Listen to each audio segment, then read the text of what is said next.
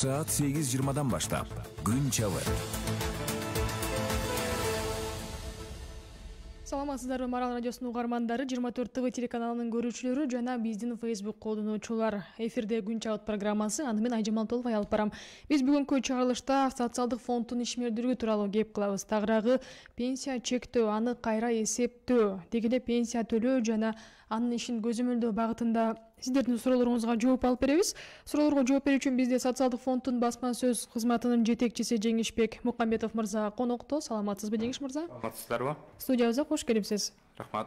Эгерде темага байланыштуу сурооңуз болсо, анда биздин 0302 68 06 06 номуруна чалып сурооңузду узатсаңыз болот. Мындан сырткары 0709 68 06 06 номурдагы кызматыңыздарда. Биз анда суроолорго өтө берсек, ошо пенсионерлердин пенсиясы өз убагында төлөнүп жатабы? Эгерде кечиксе, ага эмне себеп болуп атат? Деги пандемия ушул социалдык фонддун ишмердүүлүгүнө кандай таасир этип атат? Рахмат. Биринчиден айта кетишибиз керек, бүгүнкү күнгө чейин эч кандай төлөмдөр боюнча, пенсияны чектөө маселелери боюнча эч кандай көйгөй маселелер болгон жок. Чындыгында башында апрель айында бир аз калкыбызды коопсуздугун сактоо максатында пенсиялар банктан алгандардыкындагы почта кызматкерлери аркылуу жеткирип берүү каралган эле. Май айынан баштап кайрадан штаттык режимде иштеп баштадык. Учурда август айынын пенсиясы толугу менен төлөнүп берилди. Ошондо азыркы күндө январдан август айына чейин 31,5 миллиард сом акча каражаты толугу менен пенсияларды каржылаганга жумшалды. Албай алган биздин жарандарыбыз болбошу керек. Анткени биз баягы кандайдыр бир себептер менен эле үйүндө жок болуп калып, же бир жакка сыртка чыгып кеткен эле адамдар болбосо, калганын баардыгына толугу менен почта кызматы аркылуу жана коммерциялык банктар аркылуу жеткирилип төлөнүп берилди. Мындан ары дагы ушундай эле режимде иштеп келе беребиз. Ал эми пенсияны чектөөгө документтерди кабыл алуу боюнча иш боюнча айта кетсек, баягы аралыктан иштеген учурда чындыгында биздин кызматкерлер документтерди кабыл алган жок. Бул бир айдын тегерегинде болду. Андан кийин документтерди бардык санитардык эпидемиологиялык эрежелерди сактоо менен кабыл алууну май айынан баштаганбыз. Азыркы күнгө чейин эле штаттык режимде бардык жарандарыбыз өздөрүнүн укуктарын пайдаланып атат. Башкача айтканда, документтерди өз убагында кабыл алынып, өз убагында пенсиялар чегерилип атат. Учурда баягы эми сиздин сурооңузду алдын ала айта кетейин. Бардык эле биздин жарандарыбызды, пенсионерлерди ушул маселе тынчсыздандырып атса керек. Демек, жыл сайын октябрь айында кошулчу каражат жөнүндө айтып кетсеңиз. Бул эми мыйзамда каралган нерсе. Жыл сайын социалдык фонддун бюджетине белгилүү бир өлчөмдө сумма каралат дагы. Анан күзгү айларда ушу көбөйтүү каралат. Октябрь айында дагы көбөйтүлөт деп атабыз. Азырынча өкмөттүн токтомунча элек, бирок баягы айтып коюшубуз керек, эч кабатыр болбоңуздар, октябрь айында дагы кайра эсептөөлөр жүргүзүлөт. Азырынча токтомго кол коюлбагандан кийин шарттарын айтуу эртерээк го. Ошондуктан жакынкы арада кол коюлса, биз дагы толугураак маалымат беребиз. Бирок 1 октябрдан баштап көбөйтүү каралып атат. Угармандардын эсине сала кетейин, эгерде ошол токтом чыккан соң биз пенсия кандай жол менен канча сомго көбөйтүлгөнү тууралуу кененирээк маалыматты беребиз. Андыктан Маралды карап туруңуздар. Жеңишбек мырза, ошол сиздерге берген маалыматка таянсак, жыл сайын пенсионерлердин саны бир 10 миңден 20 миңге чейин өсүп келет экен да. Анан аларга каражат табуу оор эмеспи? Мындан сырткары ошол пенсияга чыгуунун жаш курагын жогорулатуу боюнча маселе каралышы мүмкүнбү? Азырынча экинчи сурооңуздан баштап кетели. Жаш куракты көбөйтүү жалпысынан каралган жок. Буга чейин билесиздер, социалдык фонд баягы тарифтик саясат, пенсиялык саясат боюнча реформалоо жүргүзүлсүн деген талаптар менен биз ушул маселелерди карап атканбыз. Бирок чындыгында бул жерде ар тараптуу карабасак, учурдагы пенсионерлердин кандайдыр бир өздөрүнүн укуктарын четке кагып койбойлу деген да максат. Анан негизи акырындан ошого барышыбыз керек го деп ойлойм. Анан бул жерде пенсиялык саясатта минималдык стажды киргизүү каралып атат. Эгер ал стажы жок болуп калса, мамлекеттик республикалык бюджеттин эсебинен төлөнө турган социалдык жөлөк пулдарга өтсүн деген сунуштар болуп атат. Анткени камсыздандыруу принциптери ушуга негизделген. Адам өзүнүн келечегиндеги пенсияны өзү топтош керек. Өзү жоопкерчилик менен карап, ошол жаш кезинде иштеп аткан учурда тийиштүү төлөмдөрдү төлөп туруш керек деген принциптерге таянышыбыз керек болуп атат. Анан пенсиянын түздөн түз өлчөмү бара мына 96-жылдан бери киргизилген экинчи камсыздандыруу компоненти сыяктуу ошол нерсеге байланыштуу болуп атат да. Канчалык көбүрөөк акча төгүмдөр төлөнсө, ошончолук келечектеги пенсиянын өлчөмү жогору болот. Ошондуктан ушул принциптин негизинде ушул жанагы 5 жылдан 10 жылга 20 жылга чейин минималдык стаж талабы киргизилсе деп атабыз. Анан бул эми азыркы күндө долбоор мындай бул боюнча дагы жогорку кеңештин демилгеси менен тарифтик саясатты, пенсиялык саясатты, топтомо компоненттин саясатын мындан ары өркүндөтүү боюнча жумушчу топ түзүлгөн 2018-жылы. Бул боюнча былтыр иш алып барылып, көптөгөн сунуштар жерлерде калк менен жолугушуулар өткөрүлгөн. Ошол жолугушуудан кийин түшкөн сунуштардын негизинде өкмөттүн чечими чыгарылып, азыр эми жалпы жогорку кеңеште каралыш керек. Анан эгер кандайдыр бир өкмөттүн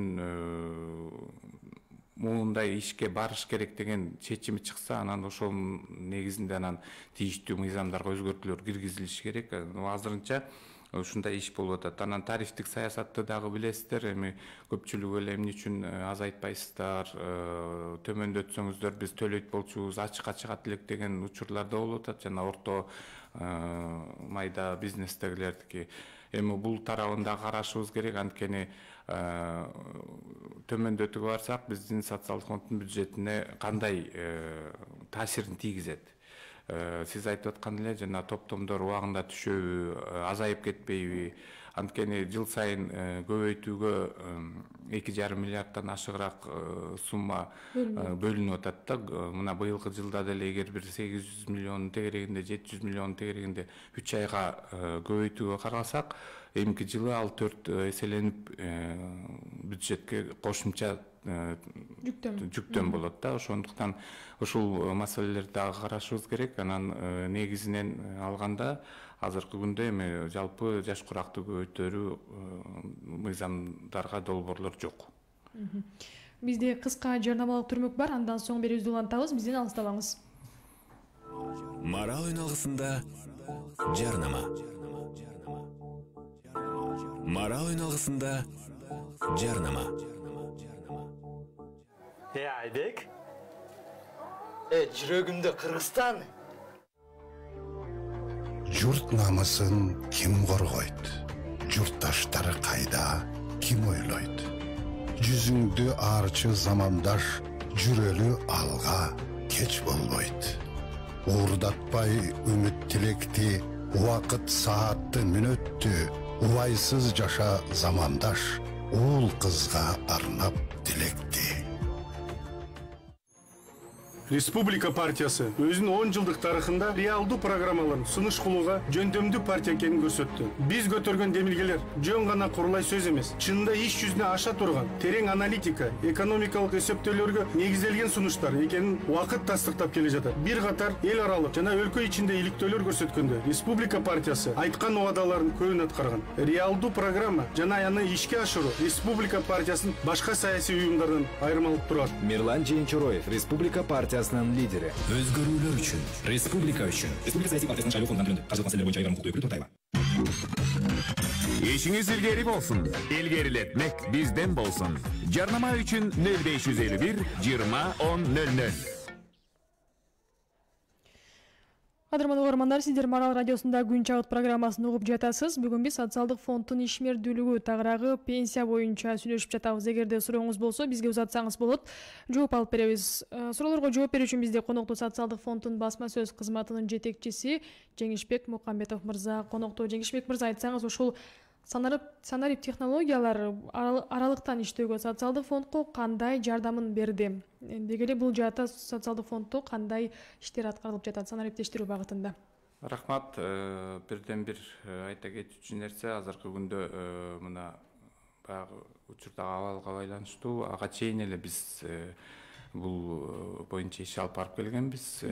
Биринчиден бул баягы социалдык төгүмдөрдү топтоо функциясы салык кызматына өткөнгө чейин бизде аралыктан отчеттуулук системасы киргизилген болчу да, аралыктан тапшыруу.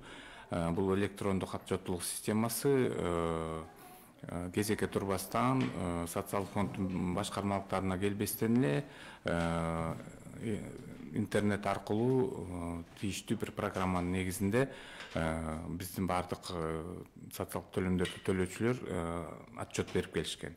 19-жылдын январынан баштап бул функция салык кызматына өттү. Эми азыркы күндө салык кызматы бунун үстүндө иштеп атат. Ал эми 1-июль 2019 жылдан баштап бизде камсызданган адамдын электрондук кабинети иштеп жатат да. Бул эмнени билдирет? Бул ошол адамга жеке электрондук кабинет ачылат дагы, ошол адам интернет булактары аркылуу же болбосо мобилдик уюлдук байланыштагы телефондор аркылуу дагы ошол биздин сайт аркылуу аралыктан өзү жөнүндө маалымат, ар кандай учурларга арыздарды бергенге мүмкүнчүлүк түзүлөт да. Бул жерде ушул электрондук кабинеттин эмнеси жакшы жагы, кезекке туруп социалдык фондко барыштын кереги жок да. Анткени көпчүлүгү иштеп аткан адамдар убактысын бөлүп социалдык фонд дагы башка эле мекемелер сыяктуу иш күндөрү ошондой эле да. Ошондуктан ошол учурда убактысын бөлүп, убактысын аралыктан убарачылыгы жок. Биринчиден ошо арыз берип катталып алып, анан өзүнө жеке кабинет бир жолу ачтырып алса, социалдык фонд тарабынан каттоодон өткөндөн кийин аларга сыр сөз берилет. Ошол сыр сөз келечекте каалаган интернетке баягы мүмкүнчүлүгү бар, байланышка мүмкүнчүлүгү бар жерден өзү социалдык фонддун соцфонд чекит кейжи деген сайт аркылуу кирип, жеке кабинетин ачып, өзү жөнүндө маалыматты, арыздарды бергенге мүмкүнчүлүк алат да. Ошондо бул жерде жеке камсыздандыруу эсебинен көчүрмөнү алган учурлар, талап кылган учурлар көп болуп, азыркы күндө көпчүлүк калктын басымдуу бөлүгү кредит алганга, кредиттик жол менен дагы бир кандайдыр ушундай финансылык операцияларды жасап атат. Ошондуктан алар кайсы банк болбосун жеке эсебинен көчүрмөнү сурайт. Анткени төлөөгө мүмкүнчүлүгү барбы жокпу ошону билиш керек да. Ошондуктан ушундай шарттарда биз мына март айынан баштап бул иш дагы өзүнүн жакшы жактарын көрсөттү. Анткени үйдөн чыкпагыла, ушундай абал болуп атат деп кырдаалга байланыштуу көпчүлүк үйдө болуп калды да. Ошого карабастан арыздарды бергенге мүмкүнчүлүк алышты. Эгер мурун жеке өздүк кабинет ачып алгандарчы, анан пенсияга чыкканга жаш курагы келип калса, аралыктан эле үйүндө отуруп эле арызды берет. Тийиштүү талап кылынган документтердин көчүрмөлөрүн тиркейт. Ошону менен социалдык фонддун аймактык башкармалыктарды кабыл алат дагы пенсия чегерип берип атат да. Анан азыркы күндө мына ушул система аркылуу катталгандардын саны 153 миңден ашыгыраак адам уже өздөрүнө каттоодон өтүп сыр сөз алышты. Бул тутум боюнча канча адам пенсия алат учурда? Азыркы күндө 250дөн ашык адам аралыктан кайрылуу жасап пенсияларын чекерип алышты. эч кандай социалдык фондго келген жок. Аралыктан арызды берди, документтерин берди, ошонун негизинде пенсия чегерилип төлөнүп атат. Күндөн күнгө бул сан өсүп атат, анткени биздин азыркы жаңы технологияларды пайдалануучулардын саны өсүп атат да. Бардыгында уюлдук телефондор бар, ошол телефондор аркылуу биздин сайт аркылуу ушундай иш-чаралар жүрүп атат. Айта кетсек, эми бул жерде электрондук кабинет аркылуу камсыздандыруу эсебинен көчүрмөлөрдү алса болот, пенсияны чектөөгө, пенсияны кайра эсептетүүгө, пенсияны төлөөнүн мөөнөтүн узартууга, мисалы үчүн майыптыгы менен же болбосо жана баккан адамдан айрылгандыгы боюнча пенсиялар 16 жаштан кийин справканын негизинде, окугандык тууралуу тактаманын негизинде узартылат. Ал эми майыптыгы жанагы медициналык эксперттик комиссиянын корутундусунун негизинде жыл сайын узартылып турат да. Ошолорго арыз бергенге мүмкүнчүлүк алышат. Кечиресиз, бизде угарман бар, кабыл алып коелу. Угарман, саламатсызбы? Саламатсыздарбы? Сурооңузду берсеңиз болот, биз эфирдесиз. Düşüşenen әлеуметтер ака. Угуп атабыз сизди. Бүгүнкү күндө азыр шайлоо маселеси жүрүп атат. Шайлоодо бир катар партиялар бийиктин партиясы деп аталат. Мисалы үчүн Биримдик партиясы. Сурооңузду берсеңиз угарман. Жардам алкасында иш аракеттер жүргүзүлөт. Бүгүнкү күндө чыгып сүйлөп аткандар булар. Бийиктин адамдары. Угарман, сиз пенсия боюнча сурооңузду берсеңиз, биз саясий темага административдик иш аракеттердин кереги жок бу жерде. Чыгып сүйлөгөн. Чоң рахмат, сизге темадан сырт экен улантсаңыз болот. Ошондой эле пенсиянын төлөө ордун жана акмасын өзгөртүүгө, мисалы үчүн азыркы күндө мыйзам чегинде кайрылган адам пенсиясын почта кызматы аркылуу же болбосо банктар аркылуу алганга мүмкүнчүлүк берилген да. Күндөн күнгө банк аркылуу алгандардын саны өсүп атат. Ал эми почта кызматынын эми баягы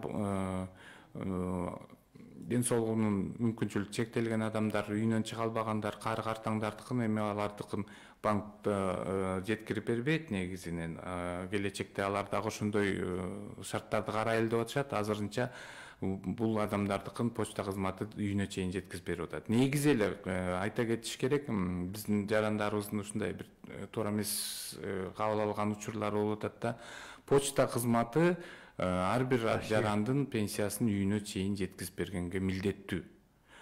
Бул боюнча акысыз. Бул боюнча пенсиялык фонддун каражаттарынын эсебинен аларга ошол кызмат үчүн акча төлөнүп берилет. Ошондуктан сиздер райондук почта кызматына келип убара болбоңуздар. Ар бир айылда бөлүмдөр бар. Ошолордун почта кызматкерлери сиздерге жеткизип берет. Болгон айырмасы баягы 10 числодон 23 числого чейин түзүлгөн графикка ылайык айыл кылып жеткирип берет да. Анткени акча каражаты дагы бөлүнүп каржыланат да. Толугу менен бергенге бул да кооптуу болуп калат да. Ошондуктан биз бөлүп берилген акчага жараша, түзүлгөн графикка жараша айыл менен жеткизип берет. Ошондуктан кабатыр болбой күтө туруңуздар. Баары бир сиздердин пенсияны жеткирип бергенге биз жана почта кызматы милдеттүүбүз. Ошондуктан жана антип баягы графикке карабастан келип алып, анан акча жок экен, мындай деген учурлар көп болот да. Бул туура эмес.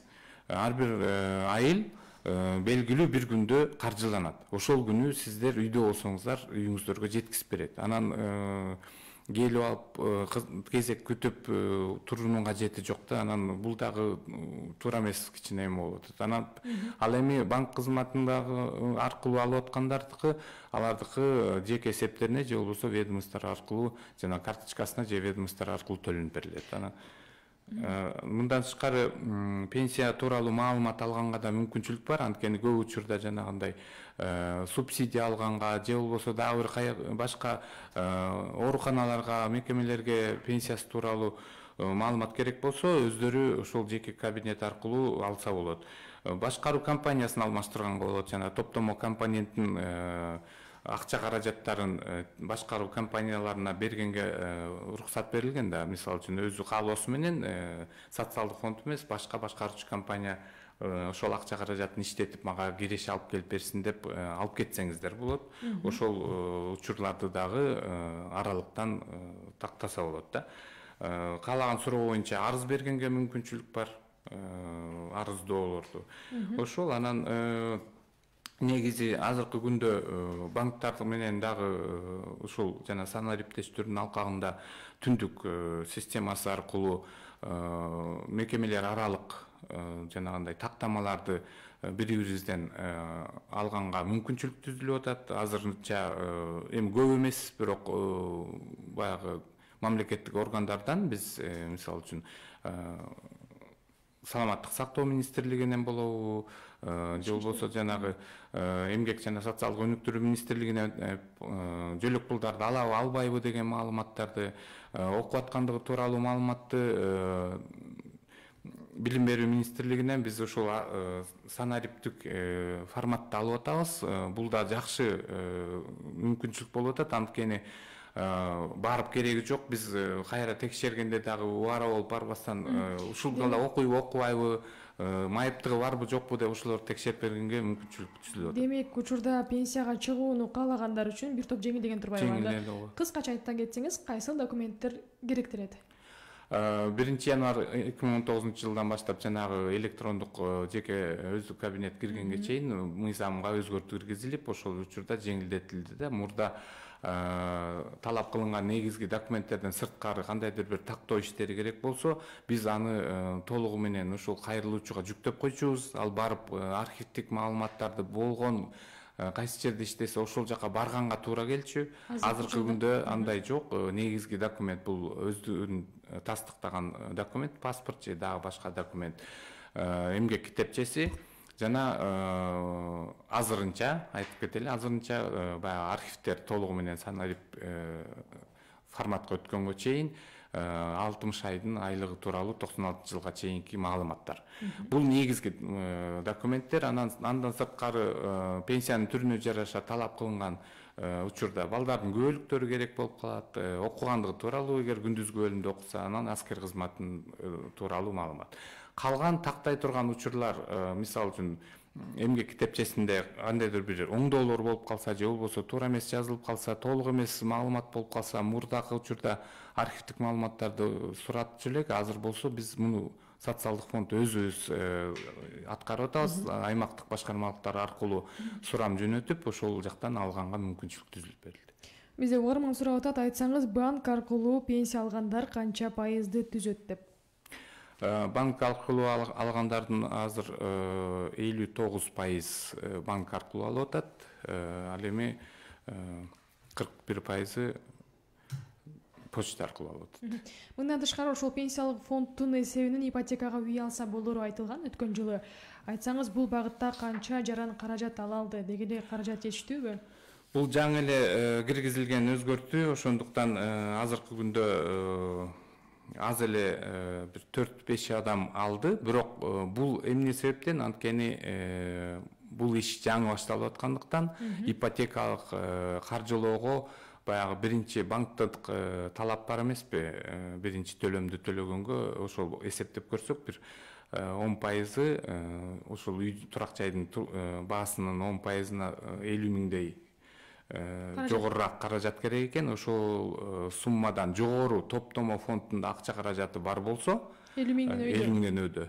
Анан ошол эле дагы бир шарты, бирден бир шарты, бул мамлекеттик ипотекалык компания аркылуу гана турак жай баягы өзүнө алып аткандар гана мүмкүнчүлүк берилип атат да. Ал эми мурда баягы алып алгандардыкы эми баягы мыйзам күчүнө киргенден кийин бери жагы эле болуп атат. Ошондуктан ойлойбуз, эми бара-бара азыр кызыгуу көбөйүп атат күндөн күнгө. Жеке эсебинде 50 миң сомдон, инвестициялык киреше менен эсептегенде 50 миң сомдон ашыгыраак акча каражаты барлар кайрылганга мүмкүнчүлүк берилип атат. Бул банк менен мамлекеттик ипотекалык компаниянын ортосундагы келишим негизинде болот. Анан социалдык фонддон жанагы тастыктоочу документти электрондук түрдө биз берип атабыз. Мисалы үчүн ушул адамдын жеке эсебинде чындыгында эле 50 миңден ашык акчасы бар. Биринчи төлөмдү жапканга мүмкүнчүлүгү бар деп. Анан мындан тышкары ошол ипотекадан сырткары дагы өзгөртүү киргизилген. Ошол топтомо компания фонддун акча каражаттарын алгангачы, бул эми мөөнөтүнөн мурда оорулар менен ооругандарга дагы берели деген өкмөттүн токтому чыккан. Анткени бул боюнча канча жаран кайрылды? Бул боюнча азыр бизде так маалымат жок. Анткени баягы бул тизмекке жараша болуп атат да. Бул саламаттык сактоо министрлигинин тизмеги бар оорулардын. Ошол ооруларга канчалык мүнөздө оор экендигин тастыктап туруп, анан ошол мекемеге кайрылгандар бар. Бирок менде маалымат азыр жок. Негизи ошол учурда пенсиялык топтомо фондунда канча каражат бар? Учурда 23 миллиардга жакын акча каражаттар бар. Бул каражаттардын ичинен 2013-төн баштап кайра төлөмдөрдү кайтаруу дагы башталган. Анткени бул каражаттарды топтомо компоненттин 2%-ын пенсияга чыккандан кийин алганга мүмкүнчүлүк бар. Башка жака туруктуу жашаганга көчүп кетип атса, толугу менен алып чыгып кетет. Инвестициялык кирешеси менен каза болуп калгандардын үй бүлө мүчөлөрүнө мураска берилет да. Ошондуктан ушундай иштер жүрүп атат.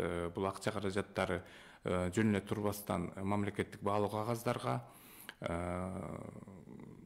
банктардын депозиттик эсептерине салынып киреше алып келип атат да. Анткени негизги максаты ошол болчу. Топтомо компоненти 2%да киргизилип, ал бара-бара инвестицияланып, анан пенсияга чыкканда жанагындай учурларда инвестициялык кирешеси менен төлөнүп берилсин деген. Угарман сурап жатат, бул жерде мен пенсиянын өлчөмү менен макул эмесмин, кайда кайрылсам болот деген. Биринчиден райондук башкармалыкка кайрылып, пенсиялык иш кагаз кайсы жерде болсо ошол жактан жооп алганга аракет кылыңыз. Эгер алардын жообу менен макул болбосоңуз, анда борбордук аппаратка төраганын атына арыз жазсаңыз, биз иш кагаздарыңызды толугу менен карап беребиз. Кийинки угарман: бийик тоолуу аймакта жашайм, 2 баланын апасымын. Канча жаштан тарта пенсияга чыксам болот? Деги эле кандай жеңилдиктер бар деген. Бийик тоолуу шартта жашагандардын пенсиялары 3 баладан жогору балалуу 8 жашка чейин өстүрүп чоңойткон апаларыбыз 45 жаштан пенсияга чыкканга мүмкүнчүлүк берилген. Бул 2 балалуу экен. Тилекке каршы анда укугу жок болуп калат. Ошол эле учурда 15 жылдан кем эмес бийик тоолуу шартта иштеп жашаш керек деген шарты бар. Талап бар да мыйзамда. Эгер ага туура келбесе, тилекке каршы чыга албай калат. Бирок мен айтып кеттим, жана келечекте реформалардын биринде ушул бийик тоолуу шарттагы жашагандардын дагы жаш курагын жогорулатуу каралып атат. Бул дагы учурдун талабы. 2008-жылы жалпы жаш курак толугу менен 3 жылга жогорулаганда ошол бийик тоолуу шартта жашагандардыкы мурдакы боюнча калтырылып калган. Анан эми азыркы күндө демографиялык баягы орточо жаш курактын жогорулашын, пенсионерлердин санынын өсүшүн эске алып, бирдей мындай эмеге алып келиш үчүн, шартка алып келиш үчүн ушул дагы буюрса каралат болуш керек. Эми азырынча бул долбоор, ошондуктан азырынча 45, аялдар 50 жаштан, эркектер 55 жаштан пенсияга чыгып атышат. Кийинки угарман: 3 балалуу аял дейт, учурда 49 жашта. 2 баласы 3-чү топтогу майыптыгы бар. Бул эне 50 жаштан тарта пенсияга чыкса болобу деген суроо узаткан. 53 жаштан пенсияга чыга алат. Эгер ошол майып балдардын апасы катары чыкканга мүмкүнчүлүк берилет да мыйзам чегинде. 53 жаштан 15 жылдан кем эмес стажы болсо. Бирок ошол эле учурда 50 жаштан чыкканга мөөнөтүнөн мурда пенсиялар каралган, 3 жыл эрте. Ал жерде бирок стаж боюнча талап кичине жогорураак. Мисалы үчүн 15 жыл эмес, андан сырткары 25 жыл, сырткары эмес, жалпы 25 жылдан кем эмес стажы болсо 50 жаштан чыкканга мүмкүнчүлүгү бар. Айта кетиш керек, бул стаждын ичине ошо балдарды 18 жашка чейин баягы майып балдарды баккан убагы да кирет. Муну тийиштүү акттын негизинде тастыктоочу жанагы дарыланган мекеменин, врачтын көрсөтмөлөрү менен кошуналардын социалдык коргоо бөлүмдөрүнүн кызматкерлери менен бирдикте ошо баккандыгы тууралуу акт түзүлөт дагы, анан стажга эсептелет. Кийинки угарман сурап атат: социалдык фондко эч кандай каражат төлөбөгөн жаран пенсияга кандай чыгат? кандай өлчөмдө пенсия алат деген. Мен ошол жарандардын жоопкерчилигин жана башында айтып кетпедимби?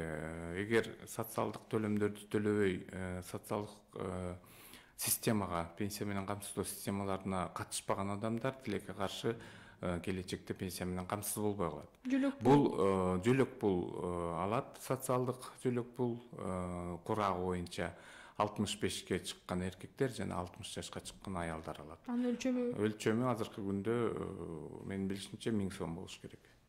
Бул эми республикалык бюджеттин эсебинен баягы социалдык коргоо каражаты катары төлөнүп берилет да. Кийинки угарман, эки жерде иштейм, эки жерден да социалдык фондко акча төлөшүм керекпи, мыйзамда кандай каралган деген. Мыйзамда канча жерде иштегени айтылбайт, ал жерде киреше тапкан жерден баардыгынан милдеттүү түрдө социалдык төлөмдөр төлөнүш керек. Ошол эле учурда ушул төлөнгөн төлөмдөр жеке эсебине толугу менен эсепке алынат дагы, пенсиясына экинчи камсыздандыруу бөлүгү болуп кошулуп берилет. Ошондуктан сиздин акчаңыз кайтарымдуу, эч кабатыр болбойт. Эгер айлыгыңыздан кармап төлөп аткан болсоңуз, кайсы ишканадан төлөнсө ошонун баардыгы эсепке алынат. Ошондуктан айта кетет элем, эгер 10 жерде иштесе, 10 жерден түшкөн акчасынын эсебинен пенсиясынын өлчөмү эсептелет. Бегайым аттуу угарманыбыз бизге суроо узаткан. Эфирге чейин Нарын облусунда жашаган тургундун үлүш жери бар. Ошонун негизинде пенсияга чыкса болобу деген. Үлүш жер бул иш катары эсептелип келатат. Анан бийик тоол шартта жашагандарды мен айтып кетпедимби? Жана 50 жаштан аялдар, 55тен эркектер, 45 жаштан 3 баласы менен бар апалар деп. Бул жерде дагы шарты бар. 20 жылдан кем эмес аялдар ошо бийик тоол шартта иштеп жашаш керек деген. Эки талап бар да. Анан көпчүлүгү мындай болуп калат да, үлүш жери айылда бар, бирок учурда бияка келип жашап калышкан. Демек бул учурда эки шарттын бирөө аткарылбай калат. Ошондуктан укугу жок болуп калат. Ал жерде жашап, анан иштеш керек. Үлүш жери ошол бийик тоол шартта иштеди деген шартка теңдештирилген да. Ошондуктан стажы болуп ошол айылда туруп жана тизме бар да, ал жерде айылдардынчы бийик тоол шартта жайгашкан калктуу конуштун тизмеси. Ошол жакта болсо анда пенсияга укугу болот. Кийинки угарман сурап жатат.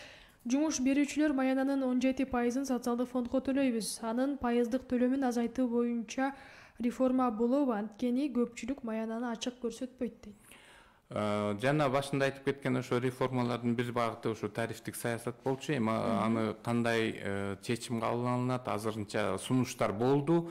Азайтып 20%га чейин жалпысын түшүрүш керек деп. Бирок ошол эле учурда социалдык фондундагы учурдагы пенсияларды каржылоо боюнча бюджетин да эске алышыбыз керек. Анан ар тараптуу каралып чыгат го буюрса. Анан кандайдыр бир өзгөртүүлөр болсо, бул массалык маалымат каражаттары аркылуу айтылат. Сизге чоң рахмат. Эфирге келип биздин суроолорго жооп берип, кызыктуу маек куруп бергениңиз үчүн. Тилекке каршы биз эфирибизди жыйынтыктайбыз. Кадырман угарман, сиз Марал радиосундагы күн чабыт программасын уктуңуз. Бүгүн биз социалдык фонддун ишмердүүлүгү темасын талкууладык. Суроолорго аталган фонддун басма сөз кызматынын жетекчиси Жеңишбек Мукамбетов мырза жооп берди. Дагы бир рет рахмат айтамын. Ал эми программаны мен Айжамал Толубай алып бардым. Эфирди кайдалап Маралдын Facebook баракчасынан көрсөңүз болот. Кайрадан эфир аркылуу амандашканча саламатта туруңуз.